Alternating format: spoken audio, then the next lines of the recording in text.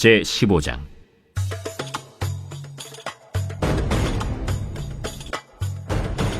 느밧의 아들 여로보암 왕 18째 해에 아비암이 유다 왕이 되고 예루살렘에서 3년 동안 다스리니라.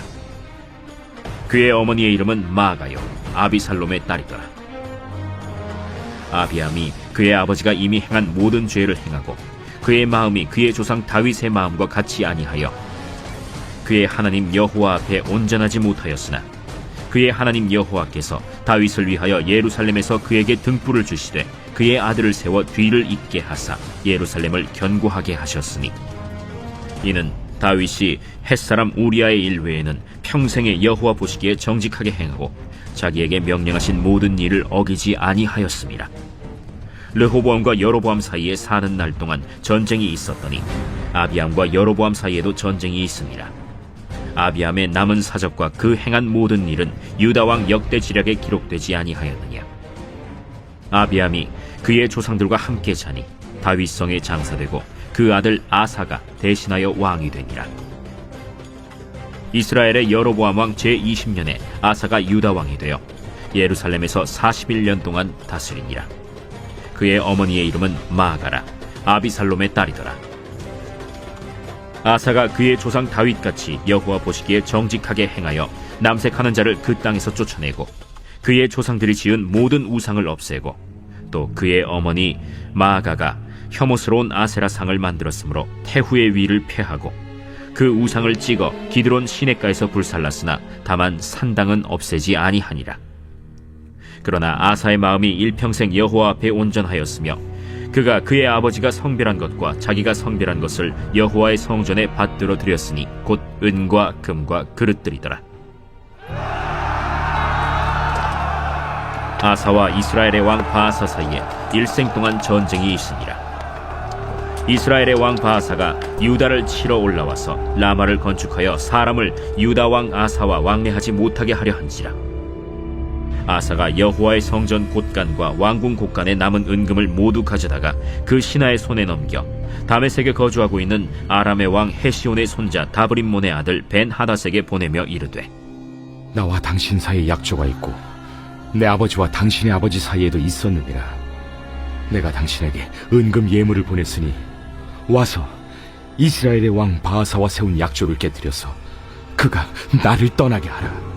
벤하닷이 아사 왕의 말을 듣고 그의 군대 지휘관들을 보내 이스라엘 성읍들을 치되 이온과 단과 아벨 벳 마가와 긴네렛 온 땅과 납달리 온 땅을 쳤더니 바아사가 듣고 라마를 건축하는 일을 중단하고 디르사에 거주하니라.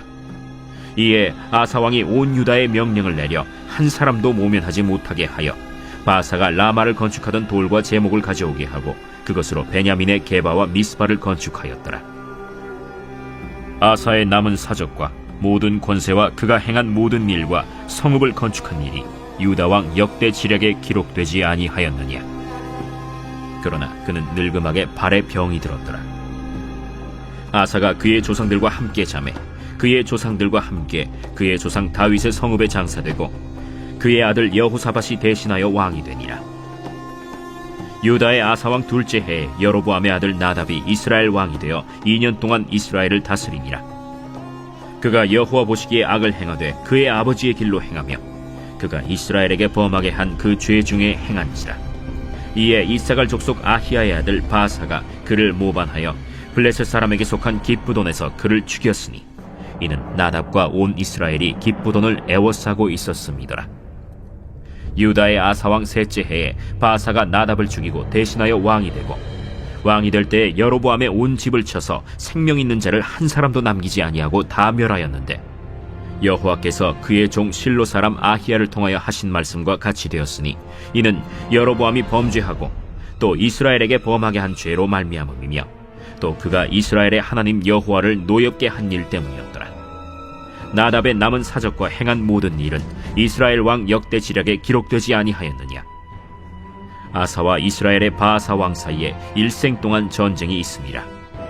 유다의 아사 왕 셋째 해에 아히야의 아들 바사가 디르사에서 모든 이스라엘의 왕이 되어 24년 동안 다스리니라.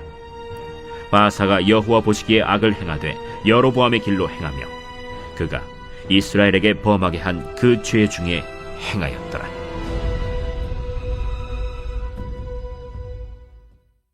오늘 새벽에도 주님의 보좌 앞으로 나오신 성도님들에게 하나님의 은혜와 평강이 함께 하시기를 축원드립니다.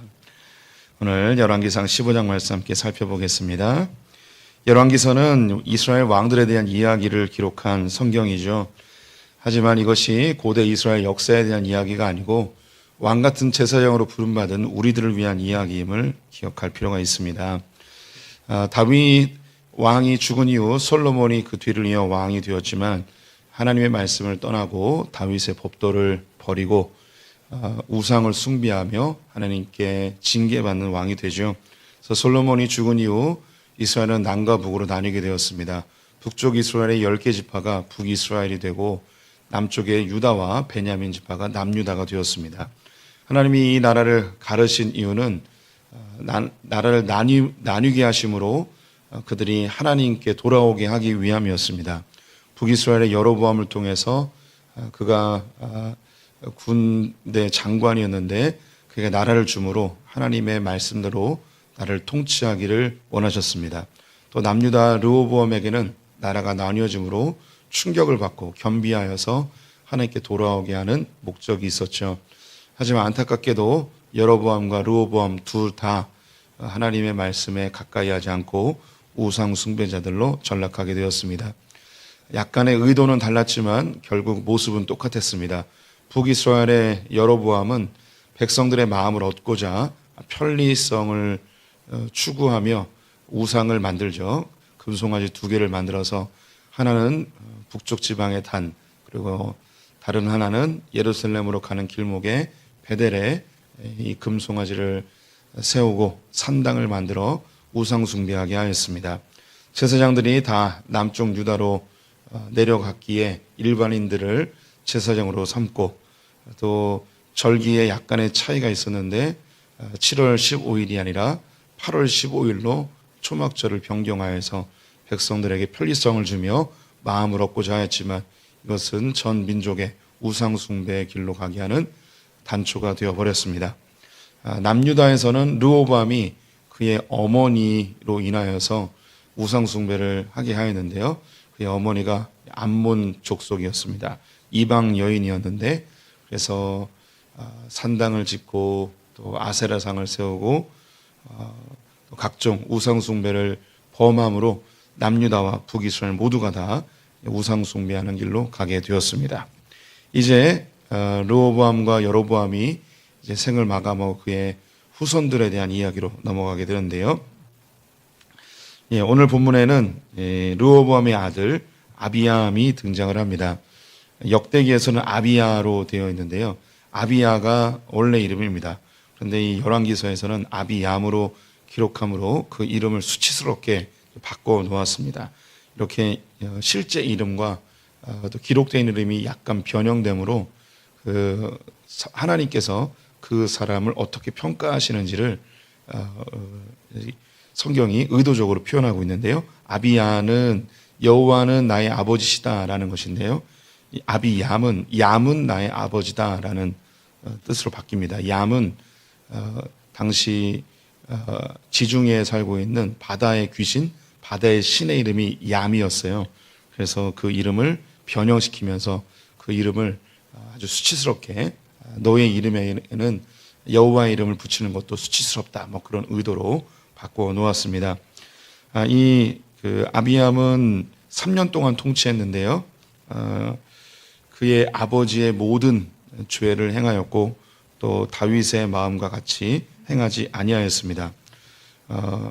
오늘 이제 본문에서 언급하고 있는 중요한 그 메시지가 2가지가 있는데요.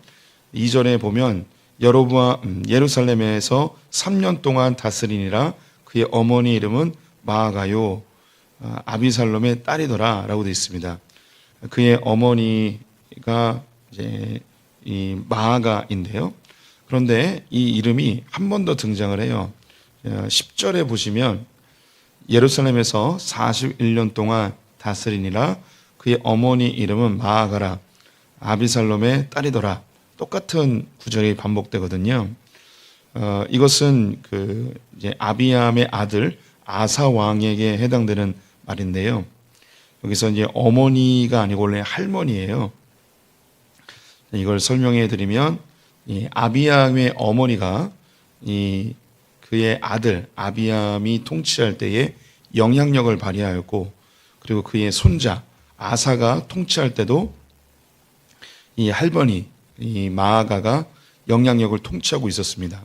그런데 이 어머니가, 즉 할머니가 이 아세라상을 세우며 심각한 우상 숭배를 하고 있었어요. 그래서 아사 왕이 그의 할머니를 폐위시켜 버렸습니다. 13절에 보면 또 그의 어머니 마아가가 혐오스러운 아세라상을 만들었으므로 태우의 위를 패하고 그 우상을 찍어 기드로 시내가에서 불살랐으나 라고 되어 있습니다. 그래서 이 아사 왕이나 아비암 이 두 왕 뒤에 그의 어머니니까 르호보암의 아내인 거죠. 이 르호보암도 그의 어머니로 인해서 우상 숭배의 영향력을 많이 받았는데, 이 아비암과 아사 역시 그의 어머니, 그의 할머니의 영향 속에서 우상 숭배를 많이 하게 된 거죠. 그런데 하나님께서 다윗의 언약을 기억하시고 이스라엘을 사랑하심으로 하나의 작업을 하십니다. 그것이 아비암을 빨리 죽게 하신 건데요. 3년을 통치하다가 빨리 죽게 됩니다. 4절, 5절을 제가 읽어보겠습니다. 그의 하나님 여호와께서 다윗을 위하여 예루살렘에서 그에게 등불을 주시되 그의 아들을 세워 뒤를 잇게 하사 예루살렘을 견고하게 하셨으니, 이는 다윗이 햇사람 우리아의 일 외에는 평생에 여호와 보시기에 정직하게 행하고 자기의 명령하신 모든 일을 어기지 아니하였음이라. 르호보암 때문에 이 남유다가 심각한 우상 숭배의 길로 가게 되었습니다. 이 르호보암 뒤에는 그의 어머니 암몬의 여인이 자리하고 있었죠. 그런데 이 르호보암 뒤에 이 아비암이 왕이 되었는데, 이 뒤에도 이제 그의 어머니가 우상 숭배의 길로 가게끔 엄청나게 영향을 발휘하고 있었습니다. 이렇게 계속 가다 보면 남유다가 심각한 우상 숭배로 하나님께 버림받고 멸망할 수도 있는 상황인 거예요. 그래서 하나님께서 여기에 개입하시는데 아비암을 3년 만에 죽게 하신 겁니다. 그리고 그의 아들 아사가 왕위에 오르게 됐는데요. 이 아사로 인해서 남유다가 다시 하나님의 편으로 돌아서고 예루살렘, 이스라엘이 남유다가 견고히 되었다는 거예요. 이 뒤에는 하나님께서 다윗과 맺으신 언약이 있었고, 이 다윗의 은혜가 여전히 이 땅 가운데 흘러가고 있음을 보여주고 있습니다. 이것은 하나님이 일하시는 방편인데요. 하나님이 통치자를 세우셔서 나라를 다스리는데, 이 통치자가 하나님께 너무 지나치게 범죄하게 되면 하나님이 그를 데려가십니다. 죽여버리시는 거죠. 그리고 다른 왕을 세우시게 됩니다. 여기에 하나님의 개입하심, 하나님이 그 땅을 사랑하심을 보여주는 귀한 장면입니다. 우리의 인생에도 이런 일이 자주 발생할 수 있습니다. 우리가 어떤 일을 도모하고 어떤 일을 계획하는데 이 일이 잘 되길 바라죠. 그런데 하나님의 관점에서는 하나님은 우리의 모든 역사를 알고 계시고 우리의 미래까지 다 아시는 분이십니다. 그래서 이 일이 잘 되길 바라고, 이 일만 잘 되면 내가 행복할 것 같고 인생이 평안할 것 같고, 그런데 하나님의 관점엔 다를 수가 있어요. 이 일 때문에 신앙이 망가지고 또 하나님과 멀어지고 또 하나님 앞에 큰 죄를 지을 수 있다면 이 일을 하나님이 망가뜨리십니다. 이 일을 하나님께서 거두어가 버리시는 거죠. 우리는 그것이 사라지고 망하고 깨어져 버리면 하나님 왜 이러십니까? 왜 이렇게 나에게 고난을 주십니까? 왜 시련을 주십니까? 이렇게 반응할 수 있지만 하나님의 관점에서는 다른 거죠. 우리 성도님들 보시기에는 내 시각에 내가 원하는 대로 다 이루어지면 좋겠지만 하나님의 관점은 완전히 다릅니다. 이것이 망하고 사라지고 다 빼앗기는 듯 하지만 하나님께서 그 다음에 내 신앙을 견고히 하고 하나님께 가까이 가게 하고 하나님 편에 설 수 있게끔 다른 방편의 길을 인도하시는 경우가 많이 있죠. 만남도 그렇습니다. 내가 이 사람과 잘 지내면 다 좋을 것 같은데 하나님 보시기에는 이 사람과 계속 가까이에 있으면 내 신앙이 파괴되고 하나님과 멀어질 수도 있어요. 그래서 이 사람을 제거해 버리시고 다른 사람을 내게 붙여주시는 경우도 있죠. 그래서 때로는 내게 고난인 것 같고 슬픔이고 실패인 것처럼 보일 수 있지만 하나님의 관점으로 우리의 상황을 바라볼 필요가 있습니다. 아비함이 죽었어요. 3년 만에 죽었어요. 어쩌면 민족적으로 국가적으로 왕이 이렇게 빨리 죽은 것이 큰 충격이고 상실일 수 있겠지만 하나님은 아사 왕을 준비하여서 이스라엘을 남유다를 하나님께로 다시 돌아오게 하는 그런 계획을 갖고 계셨습니다. 아비함이 3년 만에 죽었습니다. 그 뒤를 이어 그의 아들 아사 왕이 왕위에 오르게 됩니다. 그는 41년 동안 통치하였는데요. 그는 참 하나님 앞에 바르게 서 있는 왕이었다고 기록합니다. 다윗같이 여호와 보시기에 정직하게 행했대요. 바른 기준을 가지고 있었죠. 그래서 그의 할아버지가 만들어 놓았던 남색하는 것을 다 그 땅에서 제거해 버리고요. 또 우상 숭배도 제거해 버립니다. 그리고 이 남유다에 그 악한 영향력을 미치고 있는 그의 할머니 마아가를 폐위시켜 버리고 그가 세운 아세라상을 기드론 시내가에서 다 불태워 버리게 됩니다. 단지 그가 이루지 못했던 것이 있다면 산당을 없애지 못했던 것입니다. 하지만 그의 마음은 온전히 하나님께로 향해 있었다고 기록하고 있죠. 이 아사 왕이 하나님 앞에 바르게 서 있을 때에 그의 마음 속에 좀 이 나라에 있는 예물들을 좀 하나님께 좀 드려야겠다라는 생각이 들었습니다. 15절 말씀을 보시면 그가 그의 아버지가 성별한 것과 자기가 성별한 것을 여호와의 성전에 받들여 드렸으니 곧 은과 금과 그릇듯 이더라라고 되어 있습니다. 왕위에 올라서 남색도 없애고 우상들도 없애고 이 나라를 하나님께 바르게 세우겠다는 그런 통치자의 마음으로 나라를 잘 다스렸습니다.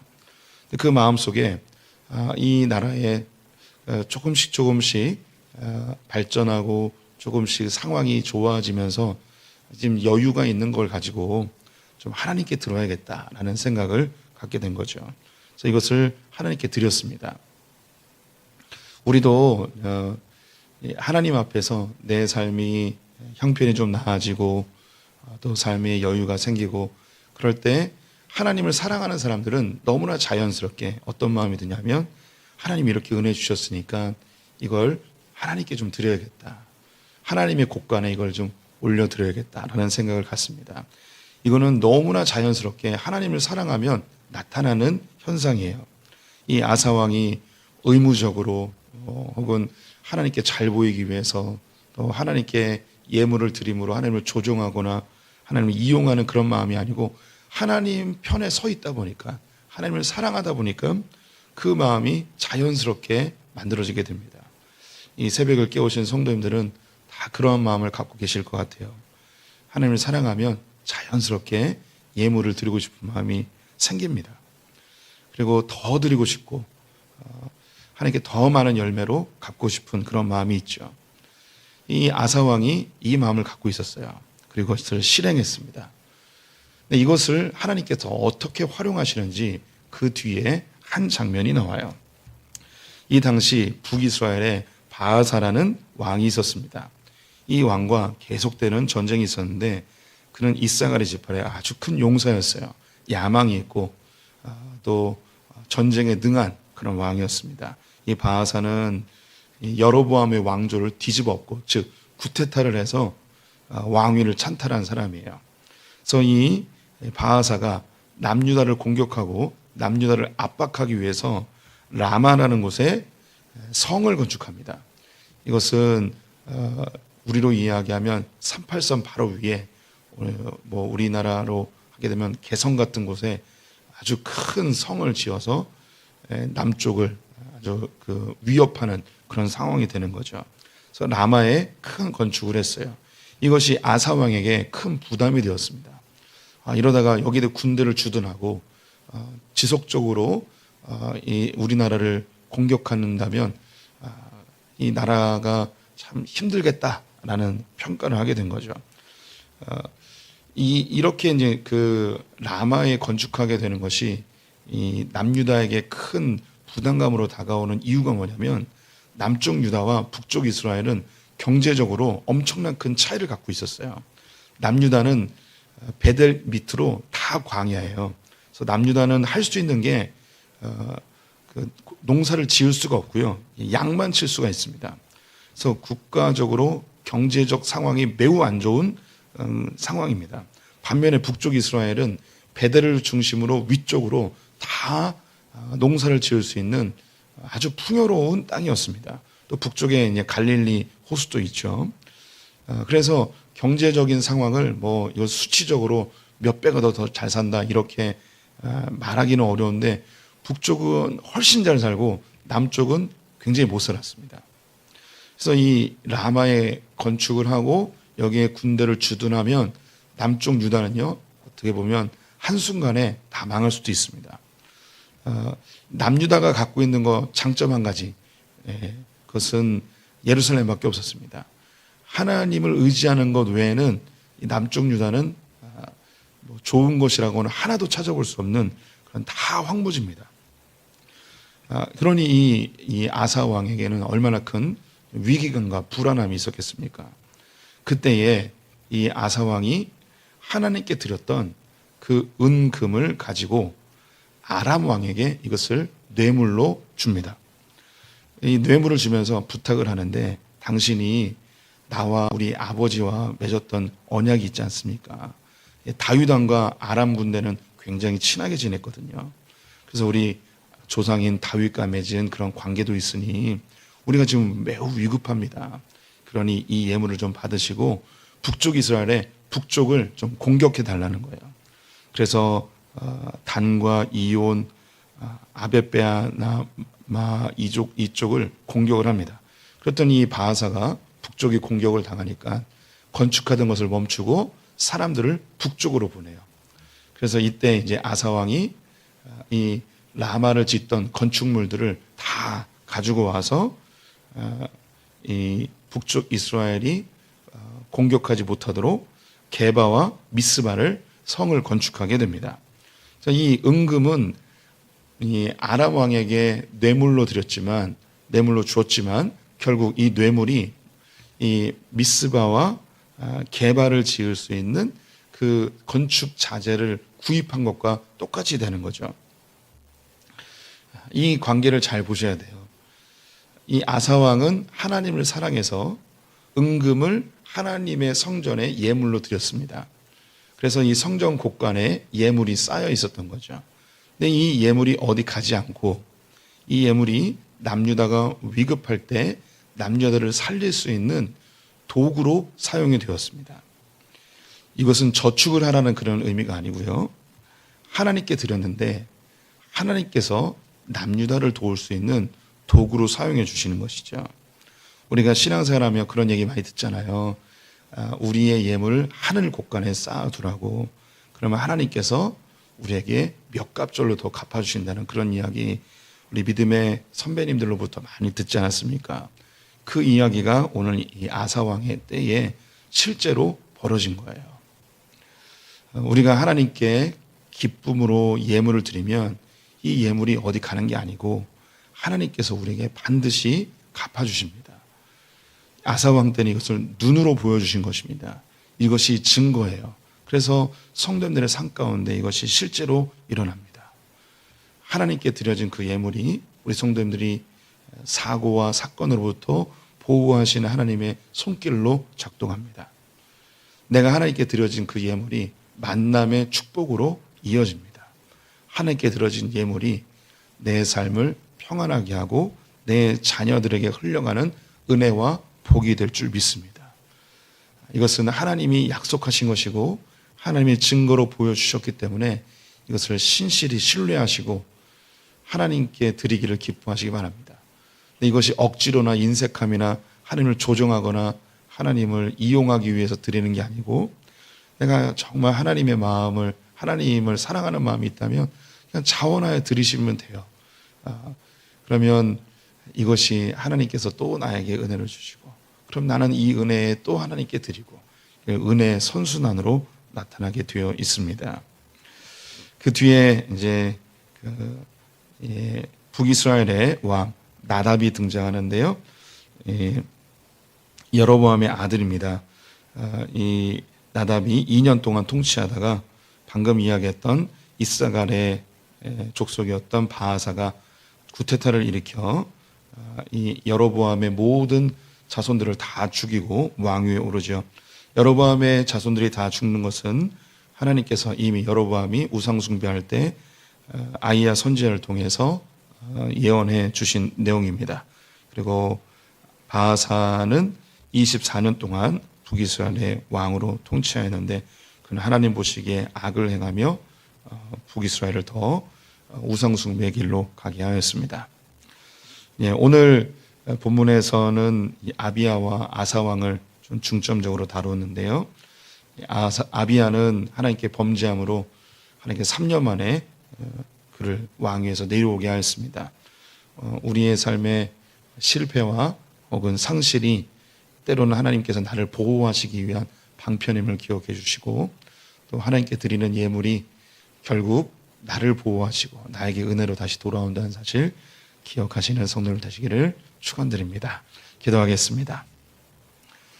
하나님, 우리 눈에 보이는 실패와 상실이 때로는 우리를 보호하시는 하나님의 손길임을 기억합니다. 우리의 실패에 낙심하지 않고 하나님의 관점으로 보게 하여 주시옵소서. 또한 주님께 드리는 귀한 예물들이 이 역시 상실이 아니고 하나님께서 나를 돌보시고 보호하시고 복 주시는 통로로 활용되어짐을 믿습니다. 은혜의 선순환을 기억하여 하나님께 드리기를 즐기하는 소풍의 성도들 되게 하여 주시옵소서. 오늘 하루 주님께 의탁하며 예수님의 이름으로 기도드렸습니다. 아멘.